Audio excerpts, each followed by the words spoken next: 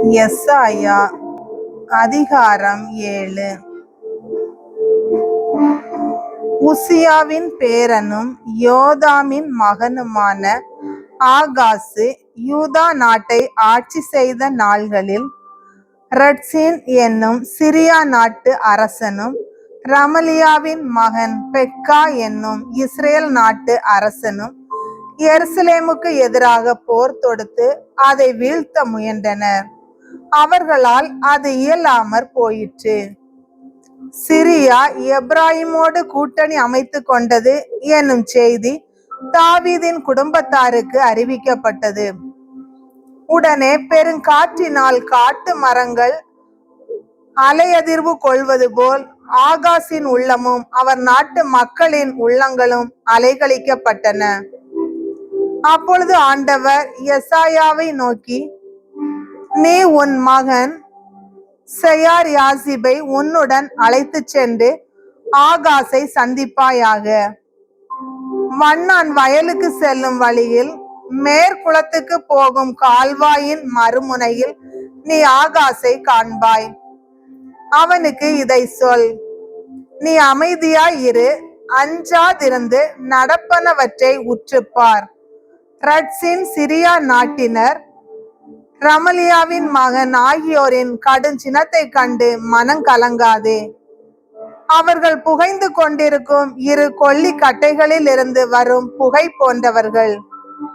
Syria எப்ராயிமோடு ரமலியாவின் மகனோடும் உனக்கெதிராய் சதி திட்டம் தீட்டி யூதாவுக்கு எதிராய் நாம் படையெடுத்து சென்று அதை நடுநடுங்க செய்வோம்.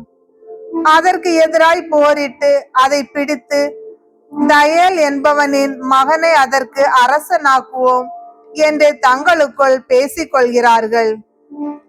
ஆதலால் ஆண்டவர் இவ்வாறு உரைக்கிறார், அவர்களது திட்டம் நிலைத்து நிற்காது, அது ஒருபோதும் நிறைவேறாது.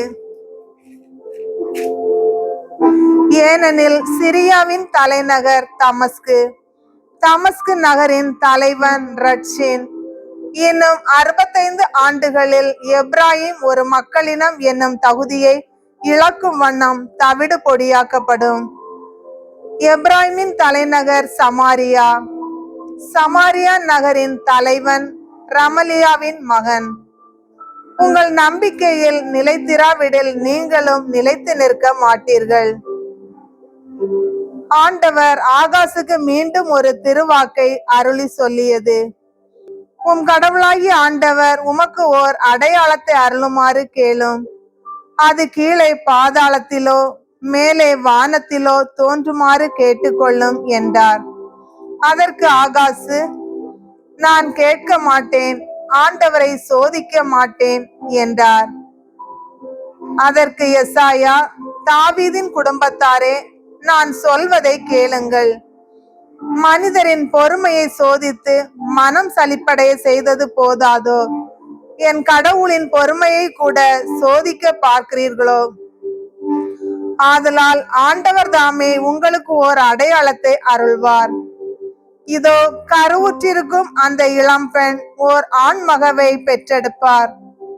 அக்குழந்தைக்கு அவர் இம்மானுவேல் என்று பெயரிடுவார். தீமையை தவிர்த்து நன்மையை நாடி தேர்ந்து கொள்வதற்கு அறியும் போது அவன் வெண்ணெயையும் தேனையும் உண்பான். அந்த குழந்தை தீமையை தவிர்த்து நன்மையை நாடி தேர்ந்து கொள்வதற்கு முன் உம்மை நடுநடுங்க செய்யும் அரசர்கள் இருவரின் நாடுகளும் பாலை நிலமாக்கப்படும். எப்ராயிம் யூதாவை விட்டு பிரிந்து போன பின் இந்நாள் வரை வராத நாள்களை உம் மேலும் உம் நாட்டு மக்கள் மேலும் உம் தந்தையரின் குடும்பத்தார் அனைவர் மேலும் ஆண்டவர் வர செய்வார். அசிரிய அரசனையே வரவழைப்பார். அந்நாளில் எகிப்து ஆறுகளின் ஊற்று முனையில் உள்ள ஈயையும் அசிரிய நாட்டில் உள்ள தேனீயையும் ஆண்டவர் சீழ்க்கை ஒலி செய்து அழைப்பார். உடனே அவை அனைத்தும் கூட்டமாய் வந்து செங்குத்து மலை பள்ளத்தாக்குகள், கற்பாறை குகைகள், முட்புதர், மேய்ச்சல் நிலங்கள் அனைத்தின் மேலும் வந்திறங்கும். அந்நாளில் ஆண்டவர் பேராற்றின் மறுபக்கத்திலிருந்து அசிரிய அரசன் என்ற சவர கத்தியை வாடகைக்கு எடுப்பார். அக்கத்தியினால் உங்கள் தலையிலும் காலிலும் உள்ள முடியை மலித்து விடுவார். அது உங்கள் தாடியை கூட சிரைத்து போடும். அந்நாளில் இளம்பசு ஒன்றையும் ஆடுகள் 2ஐயும் ஒருவன் வளர்த்து வருவான். அவை மிகுதியாக பால் தருவதனால் அவன் வெண்ணெய் உண்பான். நாட்டில் எஞ்சி இருக்கும் ஒவ்வொருவரும் வெண்ணெயையும் தேனையும் சாப்பிடுவர். அந்நாளில் 1000 வெள்ளிக்காசு விலை மதிப்புள்ள 1000 திராட்சை செடிகள் வளர்ந்த நிலம் முழுவதிலும் நெருஞ்சி முள்ளும் முட்புதரும் முளைத்திருக்கும். நாடெங்கும் நெருஞ்சி முள்ளும் முட்புதரும் நிறைந்திருப்பதனால் வில்லோடும் அம்போடுமே மனிதர்கள் வருவார்கள். மண்வெட்டியால் பண்படுத்தப்பட்டு வந்த மலைகளில் நெருஞ்சி முள்ளும் முட்புதருமே இருப்பதால் அதற்கு அஞ்சி எவருமே அங்கே வரார்.